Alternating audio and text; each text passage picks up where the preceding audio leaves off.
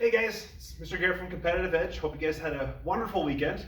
Back to our Monday. I just finished up our live training, so it's getting a little bit later than the 10 a.m. time frame I was trying to work for, but we got you here right now. So here's the challenge I got for you guys. We're going to go through this here first, like normal. I'm going to break it down for you and then show you how to do each piece on your own. So if you're at home, you can handle all this. So kind of like last Mondays, this have a very high heart rate physical component to this through all of you. And you got a lot of opportunity to have some variations, some of your own fun. Live training kids, just kind of give you guys an idea. If you go into live training, we're going to go through the daily challenge. I'll be able to help you guys understand and work the technique so you get the actual movements down very easily. And then in addition, I have a little bonus challenge for them at the end of the video. So if you guys haven't made it to one of those live trainings yet, jump on into those. The next one's gonna be 2 p.m. today. And then every day, 10 a.m. and 2 p.m. we'll keep working those live challenges for you guys. Feel free to jump on them. The kids had a blast. And they were, with the bonus challenge, able to challenge other kids in the video because they can see each other on camera. So they had some fun with that. If you guys have friends you want to invite into it, please jump into that. And we just had a lot of fun. So back to this here. So your warm up here, you have a 2-minute time just working through. You're going to do 5 push-ups and then 10 toy soldiers. So this will look familiar. I'm going to redo that for you guys today so you can see it again and just understand some of the things we do for our practical practice as opposed to just any old push-up or anything like that.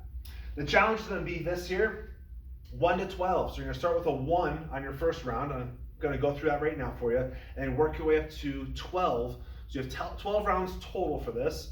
I had it range for some students were as low as 5 minutes, some students up to 12 minutes when we did this to our live training. So really there's a lot of time between. What I loved is though, every single one of them had high quality to their movements. So that's the important piece to take on here is not your fastest time, but how well you're doing the work and actually enjoying the fact I'm doing it well. Even when you're feeling tired, I love the quality I'm giving. I really appreciate the fact that, no matter how tired I get or how fatigued my brain gets, I can keep my hands up. I can fully extend my arms out. My kicks still have a snap to them. So things like that are going to be important for this challenge, keep that right mindset. So here's how it works. You're going to do 1 push-up on your first round, then 1 punching combination. You'll see LR punch. So 1 left punch, 1 right punch. Okay, when you do a combination, so each combo will have 2 punches total, a left and a right.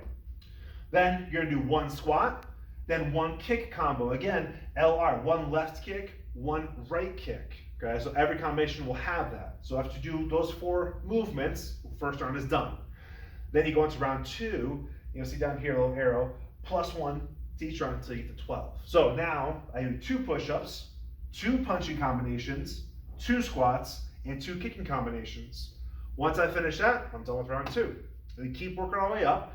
You're going to stop when you get to round 12. So your last round, you'll do 12 push-ups, 12 punching combinations, you'll do 12 squats, and 12 kicking combinations. Once you finish that, hit stop on your timer. I always find it's helpful, even if you're not going to be competitive with other people. Just time yourself so you can understand where you're at right now. So I know I did my best work, how fast was it? And now I know if I do that same quality of work, but I get a faster time, I'm doing a better job, I'm actually growing. So it's important to keep track of your numbers like this. This way you can see your own personal growth as you practice. Otherwise, doing a lot of routines like this gets very mundane and gets very tiring mentally. You won't even want to get up to do them. But when you have the idea, I can get 1 second faster on this, I know I can do this. It just provides a little more motivation for yourself to do it again. So let's go through these movements here real quick. The warm up, we got our 5 push-ups. So when we do our push-ups, guys, I want to keep in mind the purpose behind this. It's for our punching power. So typically people will have their hands out wider than their shoulder width and they'll bend their elbows here. And if you're on the camera, you can see my elbows and my hands are at the same height. Now that's going to be a problem in my fighting stance. I don't throw punches like this. Right? At least I never taught you that way. It's not very effective.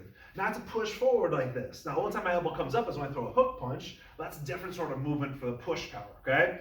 So if you see me throw a jab or a cross, when you think about your own jab and cross, you'll notice your elbows tend to stay down here. And when they come back, they stay down as well. So you do your push-ups, keep that same thing in mind.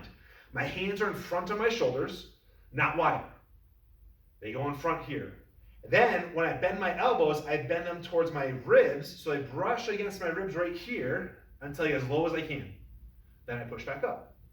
Now, reason why people go a little wider, it engages more of your back muscles, which tend to have more strength, okay? But I want to engage more of the upper body, the chest and the arms here, because that's where the punches come from. There is some back strength involved, but we really want to engage these muscles. So it is okay for this to go to the knees. I'll show you guys how it looks. The main thing we do is from the toes or the knees is that your back is as flat as possible. So engage you the right ways, okay? So when you're here, hands on the floor like this. Again, I'm right under my shoulders. Not here. On this angle, you probably can't see too much, but you can probably tell I'm still going wide, okay? Hands straight underneath like a table with the legs underneath it. Here and here. Then when I bend my elbows, I bend them towards my ribs here, and then push up. This way I'm developing the punching power as we do this. Again, it might seem a little bit difficult, might seem a little bit harder at first. It's just a different way to do the push-up, but it's a purposeful push-up, okay? It's not just to make it harder for you guys. So on this angle here, again, my hands are shoulder width. I'm not going too wide here. And you'll notice my elbows, they bend down towards my feet. Here, and then back up, okay? Now, if you can't quite do that, if your back is arching or you feel like your shoulders are pushing up too high, then it's okay to go to the knees, okay? You want to engage this muscle group. So when you're here, just go from the toes, put your knees down, and keep your feet flat to the floor. Same deal with the arms. Down and up. Right here. Again, now bring more purpose to our push-ups as we're doing them, so you get a better punching quality for your warm-up and actually just building the strength up.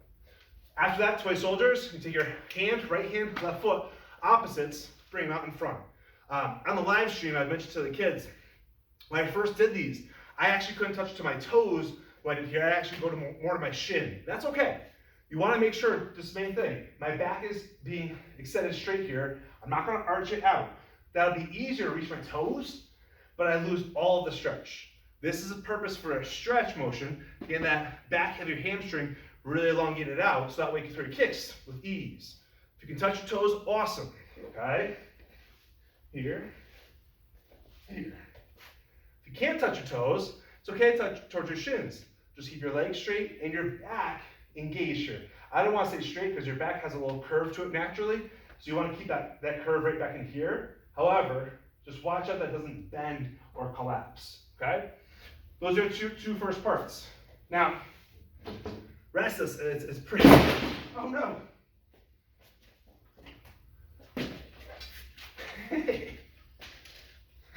That was startling. So over here, you're gonna do the push-ups like we just went over. The punching combination, you're gonna do a left punch and a right punch, but any punch combo you wanna do. So before you start this, just go to do some combinations, practice on your own. You can do a hook punch uppercut, you can do a jab hook, you can do a jab cross, you can do uppercut uppercut. However you wanna work your combinations, there's no wrong way. Just do a left punch followed by a right punch. So as I go into round two, I can do 1, 2, 3, 4, or 1, 2, 3, 4. As long as I go left, right, and throw punches, I can keep working to that combination. Squats, you want to make sure you keep your weight towards your heels. So when I practice my squats, I actually try to lift my toes up. That makes sure my weight's in the heels. I squat down, here like this, and back up. Again, keep the back engaged. I sit the hips back until they get at least my knee height, and then I stand right back up, okay? And I'm pushing through my heels as I stand, not through my toes. Kick combo, start in your fighting stance, guys. And the punching combination, be in your fighting stance here.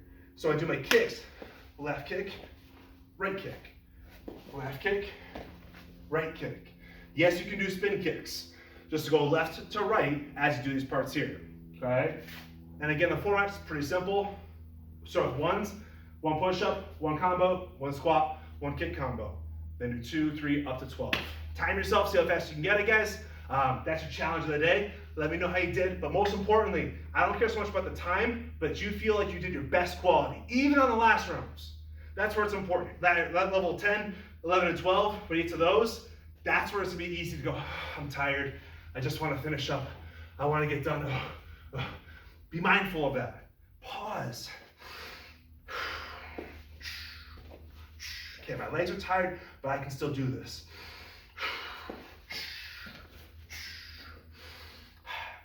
Keep that mindset strong as you finish. Don't worry about the time so much.